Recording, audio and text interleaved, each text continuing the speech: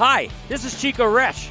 You are listening to the Let's Go Devils podcast on the Primetime Radio Network. Happy Devils Saturday. This is Game Day Live. Come to you live from the Primetime Radio Studios in beautiful New Jersey.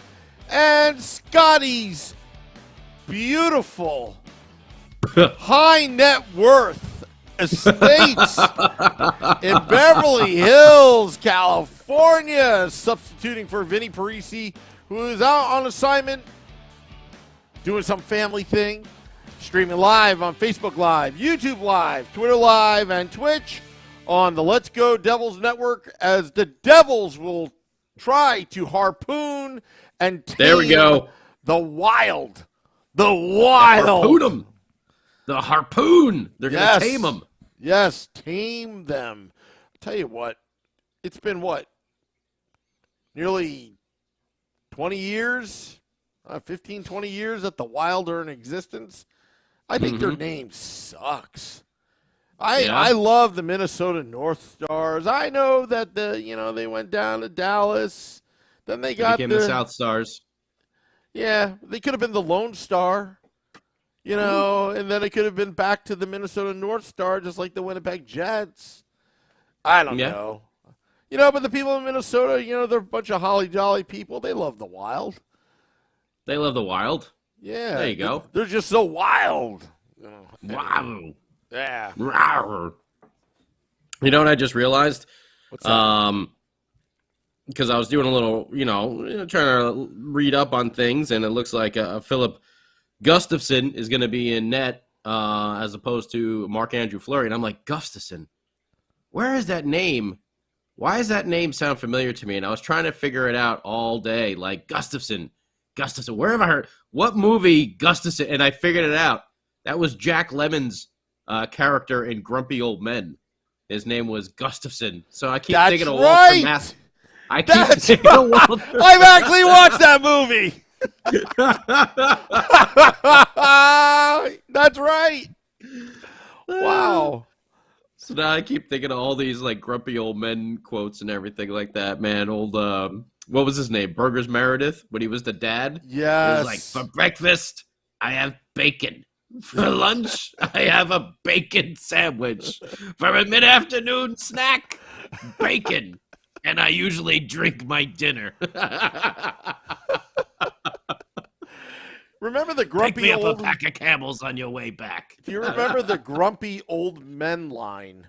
I think the Dallas Stars, I think John McLean was on that line. Do you remember that line?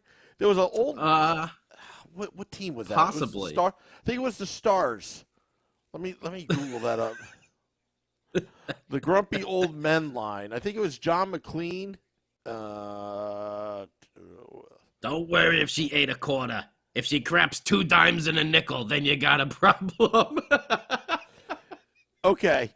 The grumpy old men line was John McLean, Mike Keane, and I believe it was Kirk. Was it Kirk Muller? Hold on a sec. Captain Kirk? Yeah. It was Kirk Muller. It was on the Dallas Stars, 2000-2001 season. John McLean and Mike Keane. Okay. Yeah. Ken Very Hitchcock's nice. Old team. Yeah. Oh, Anyway. man. Gustafson.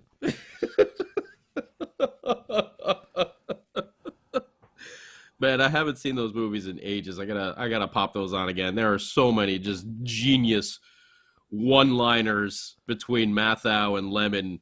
Oh man, throughout those films. Yeah. Oh, they're so good. Both of them. Did they do a third one? No, it was just 2, right? It was just Grumpy and then Grumpier old men. Yeah, something like that. Maybe like sword fighting with the fishing poles and everything.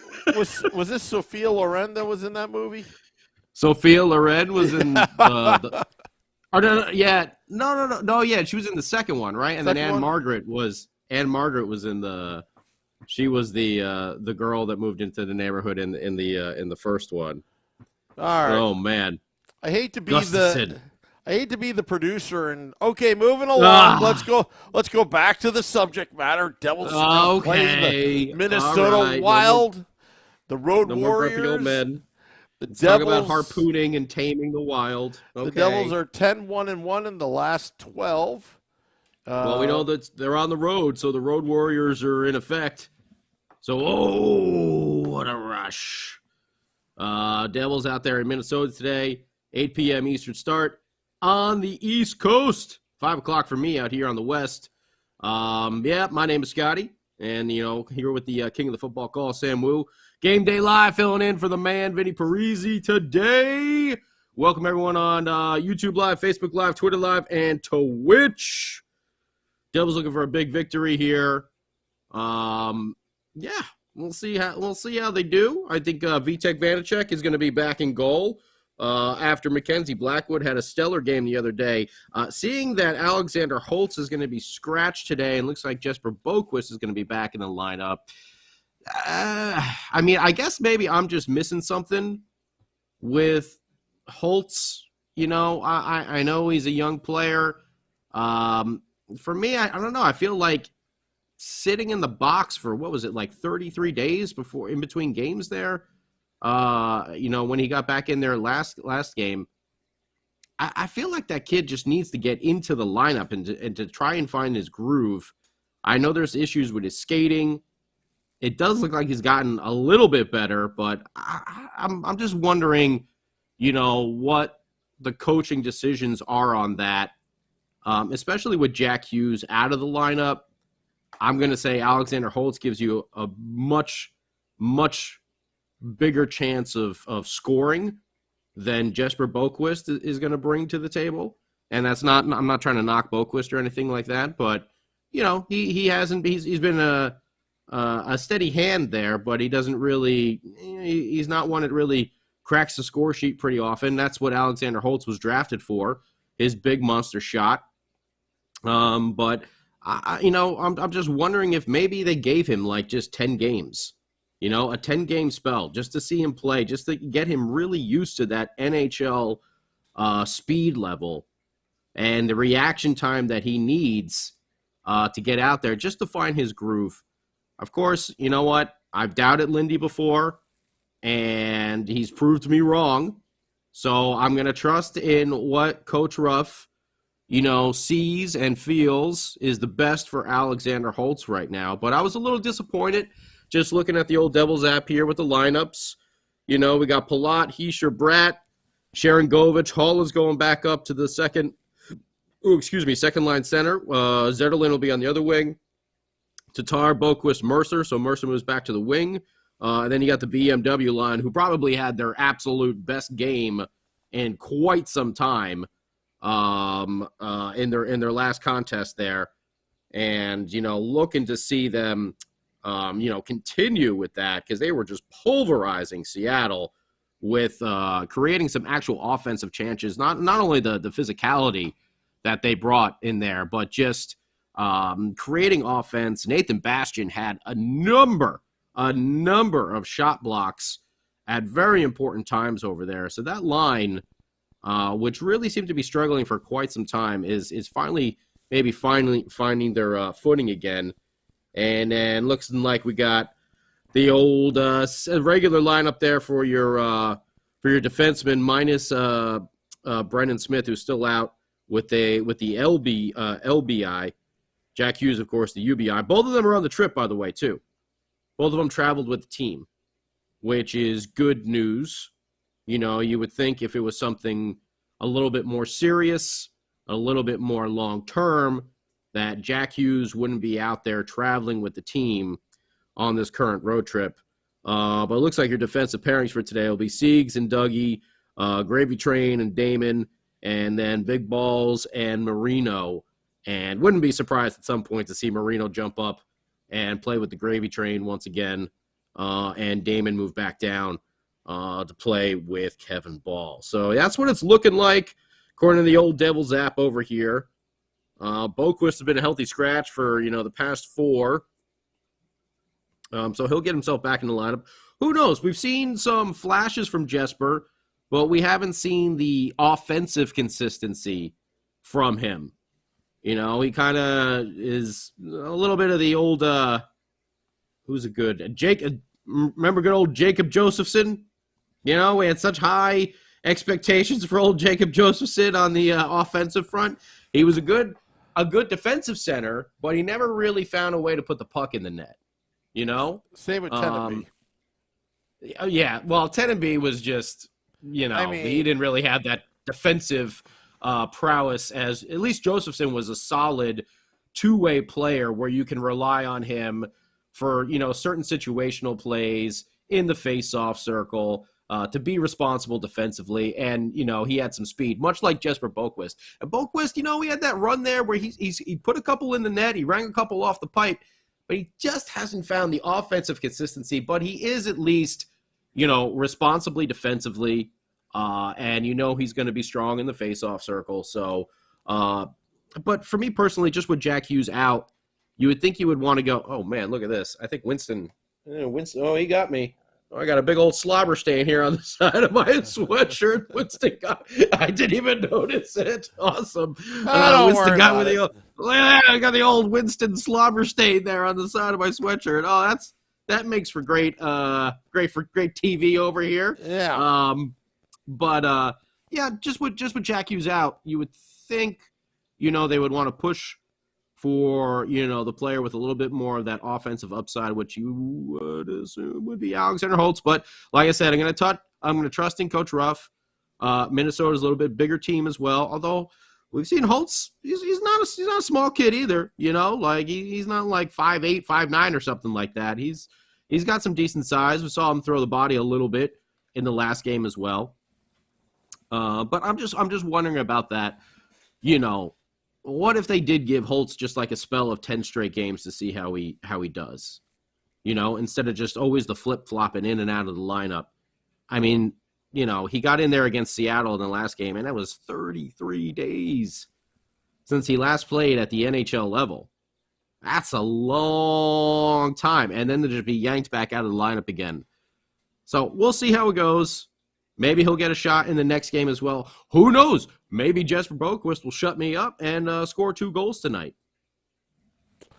Yeah, and just want to. Sorry, I'm reading the YouTube Live, Facebook Live, all this stuff right in front of me. So sorry about that, Scotty.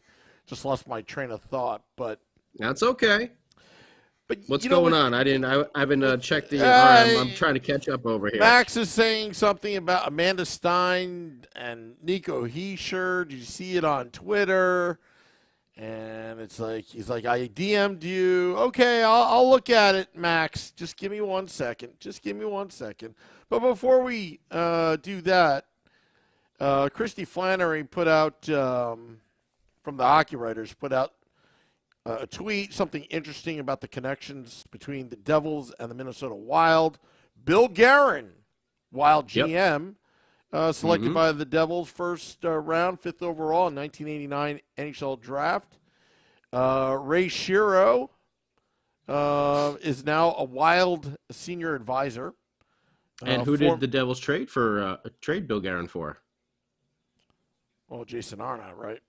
That's right, sir. Yep. That is right. Yep. Mr. Cup-winning goal man himself. Yeah, I remember his last game as a Devil. I actually had seats. I think it was against Toronto or the Oilers. I forget which. No, I think it was against Toronto. And I remember yelling at him because he had that little contract dispute. And he looks at me and he's like this.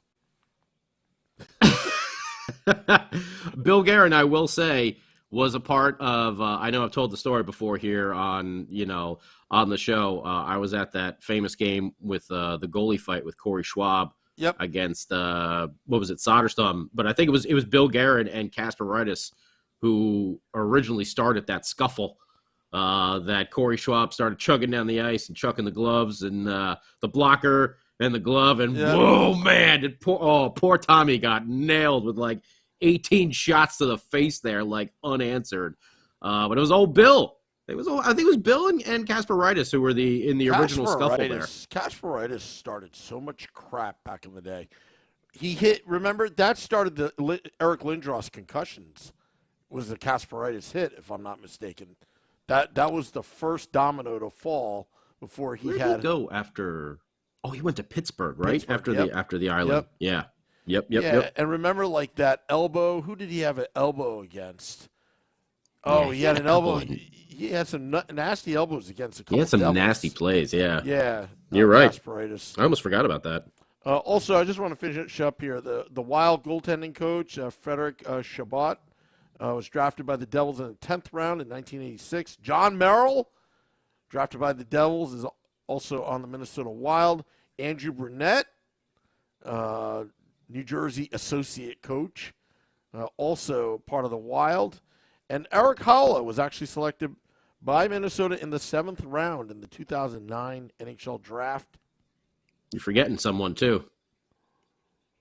Jacques Lemaire. A favorite Jacques. There's another one. Another favorite son of New Jersey who left, who's now back on the East Coast.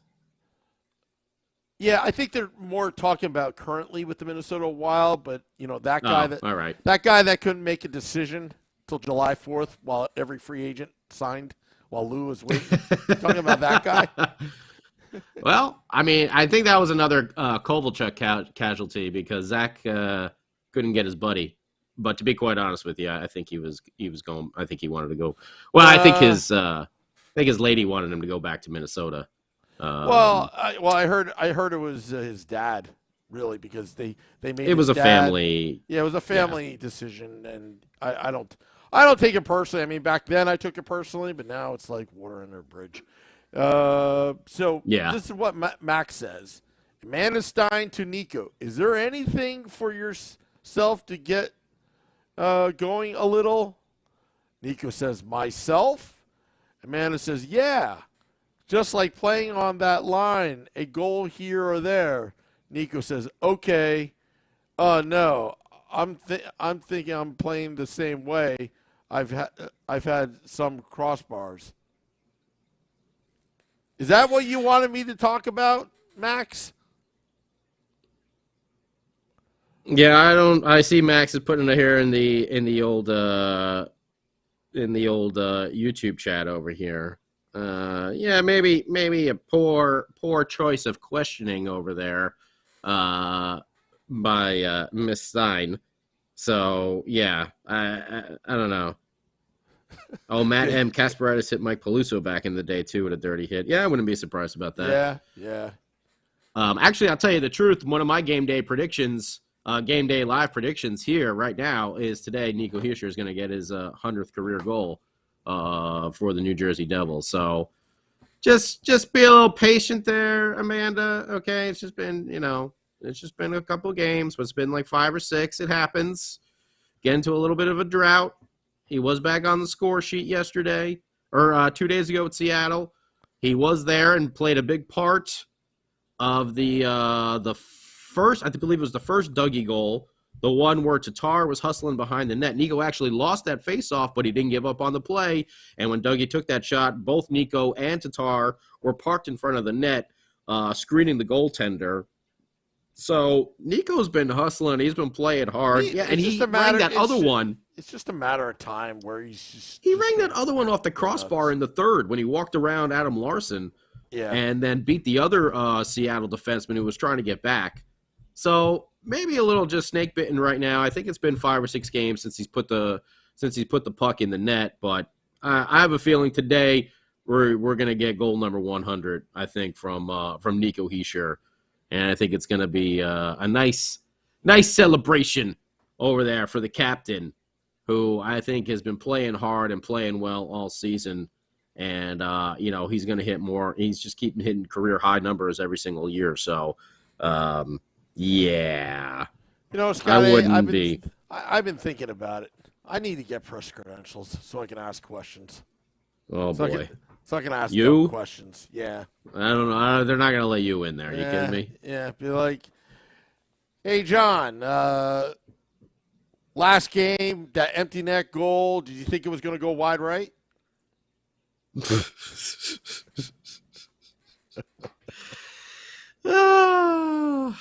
It's good.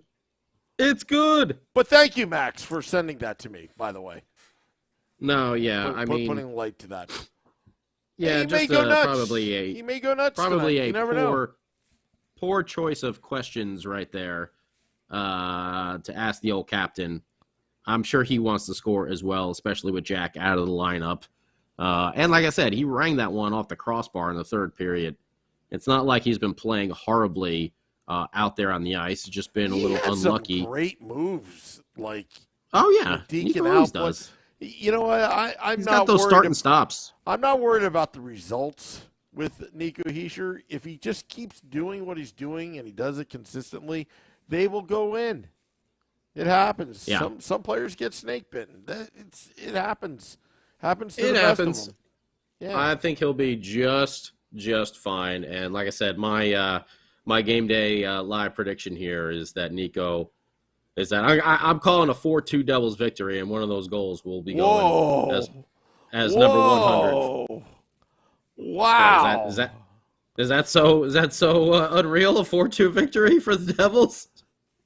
It's not a 9-1 like I've seen someone predict every now and then. Hey, I'm not going to make those type of predictions when Jack Hughes is out of the lineup and you've got Mr. Captain that's getting grumpy with Amanda Stein. I think it'll be I'm seeing a 4-2 victory. I think Nico will get his 100th. Wouldn't be surprised to see maybe Jesper Bratt get something. Our defense has been unreal, so look out. I wouldn't be shocked to see Mr. Hamilton up there on the score sheet once again. Yeah. And Vitek Vanacek back in net. I think he'll have a solid game as well. But that's going to be my score prediction for today. I know since I'm filling in for Vinny, I got to do some score predictions. Yeah. So that's what I'm going to go with is 4-2 today. R. Nunez says if Max is right and Nico will use as motivation, maybe Lindy asked Amanda to bring it up. That's great. The coaching staff planting questions to the team reporter employed by the Devils to get them motivated.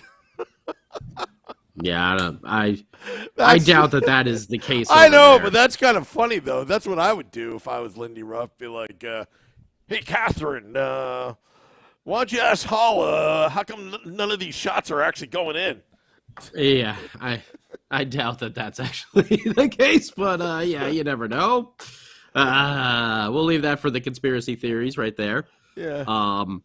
But something else also to keep an eye on, ladies and gents, is there's been a couple rumors popping up about those San Jose Sharks and their all-star defenseman, Erik Karlsson, and connecting them to the Edmonton Oilers, who we all know love to make stupid trades and bad deals. So just keep your eye on that as well if it does pop up. We know the Oilers love those big top-line offensive numbers. And, I mean, Karlsson is on pace for like 100 and some points this year as a defenseman, which is crazy. So you can only imagine a team with McDavid, Draisaitl, Evander Kane back again, and, Erik Karlsson there on defense. But you never know. Greer might be able to pull off a crazy fleece there with the Oilers. It'll be very difficult with the amount of money that Karlsson is owed. But, hey, we've all seen Edmonton in recent years. All the trades that don't make sense somehow hit the ka-ching button for them. And, they go ahead and they pull them off one way or another. So just be on the lookout for that, because that may have an effect down the road if the Devils do continue to pursue Timo Meier with the amount of, whatever money that needs to be retained for Karlsson on San Jose side, whatever they get back from Edmonton as well, if it does go through. But I wouldn't be surprised to see Edmonton try to make some sort of crazy move like that because they have faltered in the playoffs the last few years. Hell's Bells last year, Draisaitl and McDavid both had 30-plus points, and they were eliminated in the second round. I don't know how that can possibly happen, but it did to the old Edmonton Oilers.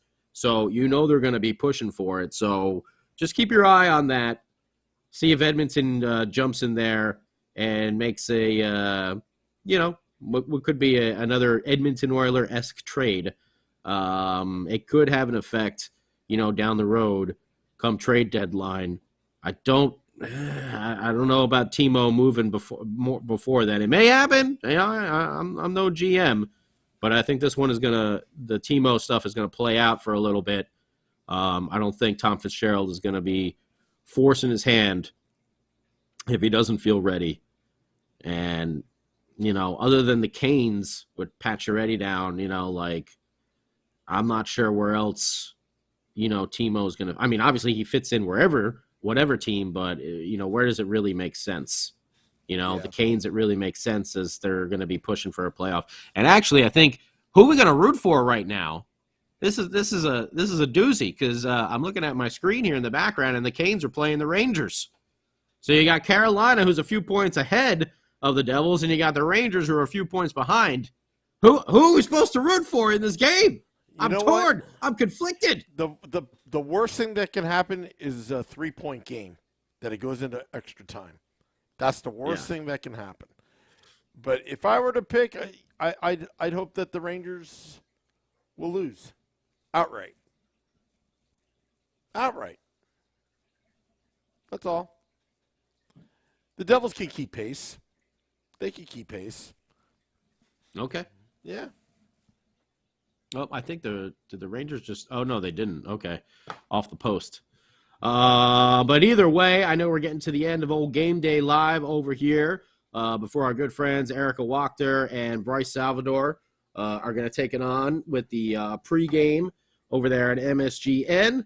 So Sam Wu, because I've been seeing a lot of I see Ramona's got a 5-1 victory over here for score prediction. Steven and Selecta are going with me with the 4-2.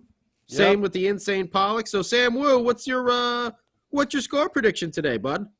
Well, Joey, just want to say 4-1. Joey Giardina says 4-1. Okay, 4-1. Michael Hay says 4-2 on the Facebook Live. Campbell says, come on, Devs, another dub. Yes, Campbell met Scotty a couple years ago. Going to a Devils-Kings game. Our bud from New Zealand. Yeah. So I'm going to say, because Ramona said 5-1. I'm going to say 5-3 Ramona's got Devils. 5-1, yeah. 5-3 Devils. And Nunez, I agree. Fitzy isn't going to overpay. That's why I think he's playing hardball. But go ahead. I'm sorry, Sam. 5-3 Devils. That's what I'm saying. You're going to go 5-3 Devils. Okay. Yeah. So, Mrs. Wu, mark it down. 4-2 Scotty and 5-3 me. Oh, Nunez is calling for OT again. That might actually be a smart play, the way the Devils have been in recent times. 4-3 in OT. He's got 4-3. Wow. Okay. All right. Well, want to thank all those tuning in. Game Day Live. Devils After Dark. After the game. Recapping the game that was. Scotty and I. Yes, that's Scotty at SiriusXM Liquid Metal. We'll be recapping the game that was. Could John Marino do it again? We shall see. Ooh, that's right. Will there be another football call? And will it be a touchdown or a field goal? That's now the real question. We don't know what it's going to be. Could it be a safety? Could it be a safety? Safety. Will there be a Super Bowl football call from Super Bowl Sam Wu? Yeah. On Devils After Dark. Yeah. We tune in and find out. We get the big Giants helmet right behind me. Anyway. All right. Helmet? Yeah. We're getting out of here. We're getting out of here. We'll see you after the game. Till next time, let's go Devils.